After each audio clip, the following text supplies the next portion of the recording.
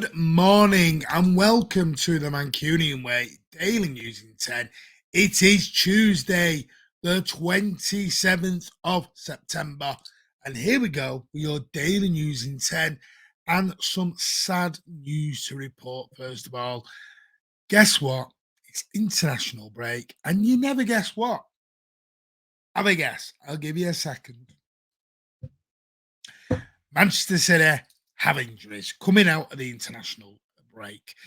Yes, Johnny Stones, who was starting to get some form back, was starting to become a ever-present within the Manchester City team, finally this year has gone down with a hamstring injury. Now, we don't know so far how serious this injury is. Obviously, it will be assessed by the England physios, probably now be sent back to Manchester, which probably like everyone else was going to anyway, be sent back to Manchester straight away and be assessed by City's doctors and physios, and then you see whether it's a slight tear, or whether it's just a precautionary pull. But 37 minutes he lasted last night in England's 3-3 draw against the old arch enemy Germany. But by the way, can I just add, Germany, what a lovely kit they had on last night. Sorry, but I thought it was quite nice, but maybe that's me. But yes, John Stones, major doubt for the derby.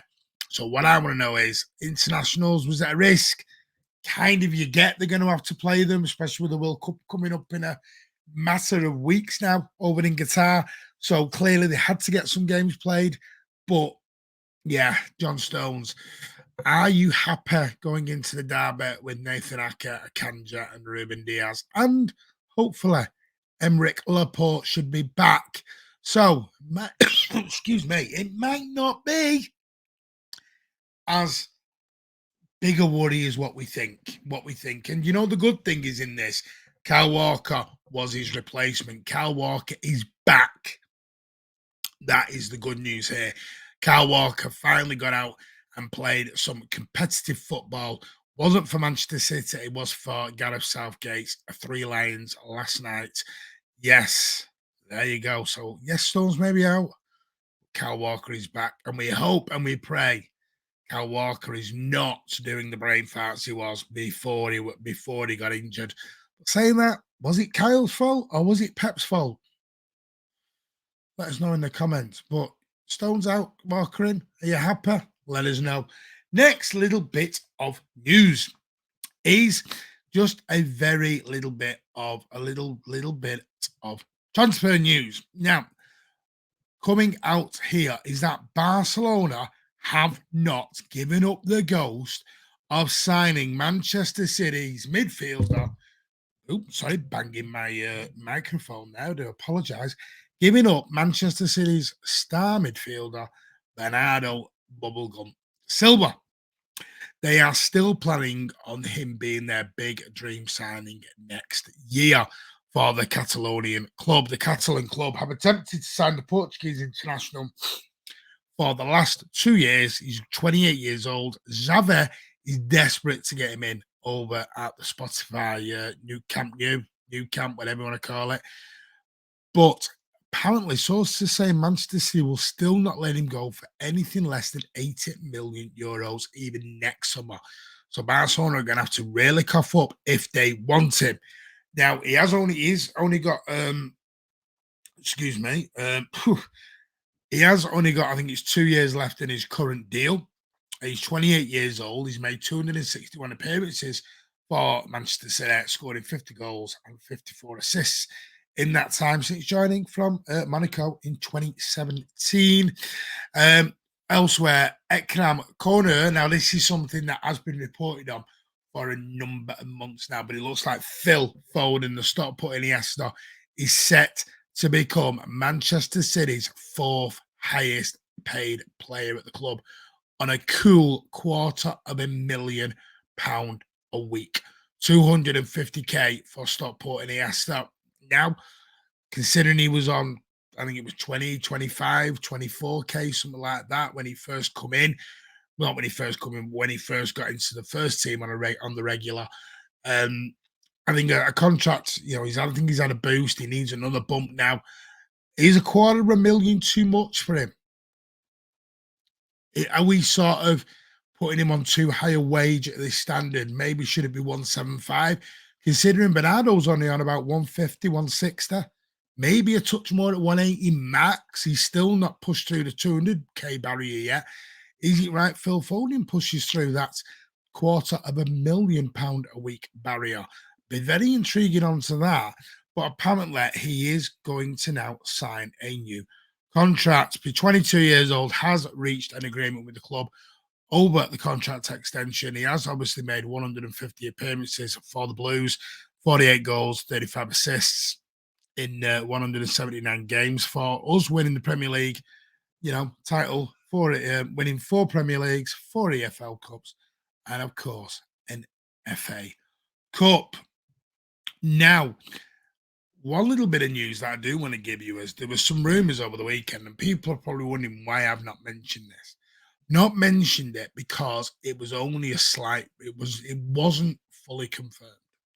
And the story was that Pep Guardiola has, in principle, agreed a new 2 to 3 year contract extension. Now, from what we know and what we understand, that is not signed yet. It is not sort of imminent. The story came out that he is going to sign it, but it's in a few weeks. Pep Guardiola has always maintained that it would be at the end of the season. The problem is he's out of contract at the end of the season. And I think a lot of fans would probably calm a little bit. Do you know when I think he'll sign the deal? This is just Martin's personal point of view. I think he'll sign it during the World Cup break.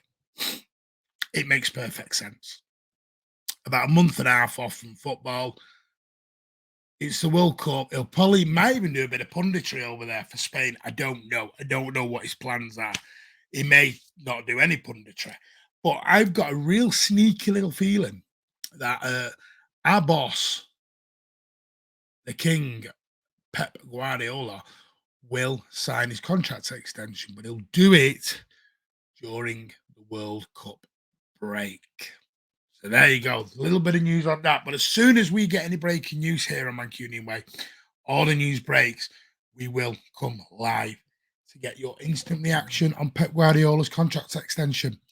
Next, a little bit of news. The Derby build-up has begun. And that Man United gobby git, Patrice Evra, who can't shut up talking about City because he's so bitter and jealous half the time, has talked about how Manchester City, it would be difficult for Manchester City fans to accept the words of a United legend. But could he be right in this point? Now, he's gone on talking about the harsh reality of the Champions League. He said he's revealed an uncomfortable truth which the Blues may not want to address. The only blemish on Guardiola's record to Manchester today is the Champions League. Now, Pep Guardiola, as we know, has not won it.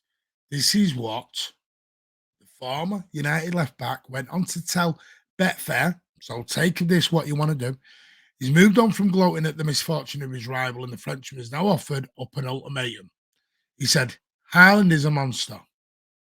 He's using his physique. He's a killer in front of goal. He does the right movements. He's sharp for someone tall and strong, like a cat. He got them back on track, and that's why he's a number 9. This is a real number 9. City were winning the league without a number 9. But in the Champions League, they have struggled. Now, I feel like they have no more excuses. With a striker like Haaland on the books, the Blues will be expected to have the edge over both domestic and European rivals. But basically, Patrice Evra, the former United left-back, has basically come out and said, with Haaland now, there's no more excuses. City need to get over the line and get this Champions League won. Again, let us know in the comments down below. Do you agree with Patrice, or do you think he's doing what he normally does and talking out of his backside? Let us know here in the comments. What I'm going to do now is just remind you, last night, myself, Rich and Beta came on the channel and we started our build-up to the Manchester Derby. Now, for anyone who wanted to know why there was no sort of team news or match predictions, or that's all coming. this is a process this week, so please stay with us here on the Mancunian way. We're giving you a real good build up here. We've thought about this. Now, yesterday we talked about our greatest moments in matches and our worst moments in matches along down the years for the Manchester Derby. It doesn't matter whether you're old or a dinosaur or new or whatever, home and away, doesn't really matter. As long as you got a memory, give us your view.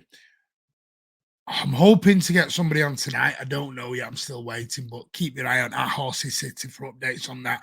But we are back Wednesday, 9:30. Is up on the channel now to make sure your notifications are set to public and not private, and they'll let you know when we're live. But we will be live at 9:30, definitely on Wednesday evening, to talk about what the derby means to us. Why the Manchester Derby is still the most important game to a Manchester City fan. Then Thursday, it's the big preview. Our full Thursday night chat is all dedicated to the Manchester Derby. And then Sunday, our post-match in the evening with a few guests as well. Win, lose or draw, we will be live. We've got a cracking build-up here for the Mancunian, the Manchester Derby on the Mancunian way. You wouldn't have it any other way. Make sure you hit the like. Make sure you hit that subscribe. And we'll see you on the next one. Have a great Tuesday. Manchester is blue. Always be blue. Derby week. Come on, City. See you soon, Blues.